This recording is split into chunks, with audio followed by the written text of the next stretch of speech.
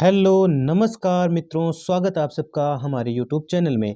तो हम बात करते हैं मित्रों आज जन आधार कार्ड की जो ई केवाईसी है वो कितनी ज़रूरी हो गई है। तो राजस्थान सरकार का सबसे बड़ा अपडेट निकल के आ रहा है कि जन आधार कार्ड जो है आपके उसके लिए ई केवाईसी करवाना ज़रूरी है। यानी कि पूरी की पूरी जो आपकी फैमिली है, पूरी की पूरी जो आपकी फैमिली है उस पूरी फैमिली का जन आधार कार्ड में ई केवाईसी होना ज़रूरी है।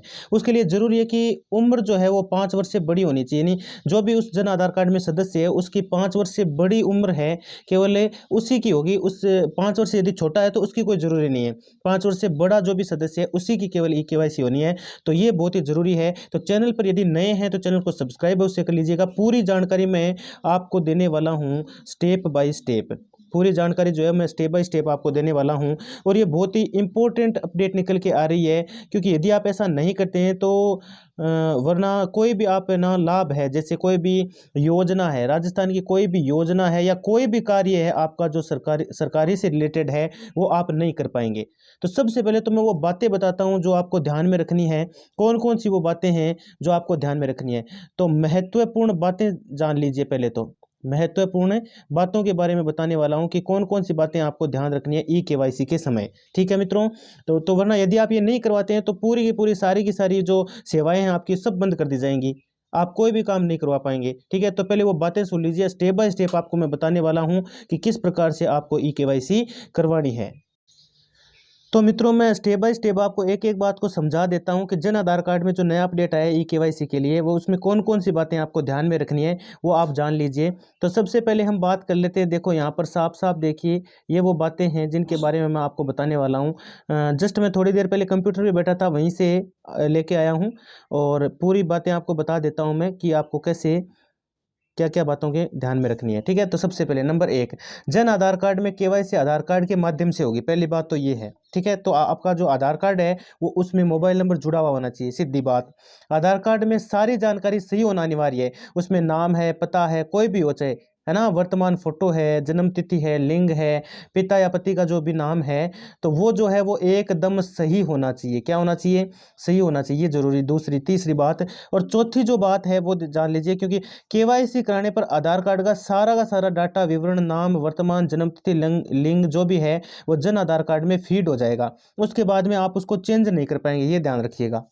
उसके बाद में कोई भी चेंज नहीं होने वाला इसमें। तो जरा ध्यान रखें कि आपको केवाईसी करवाते समय इसमें मतलब डाटा सही है या नहीं है। यदि नहीं है तो अभी से सही करवा लें पहले, उसके बाद ही केवाईसी करवाएं, वरना कोई फायदा नहीं है। ठीक है?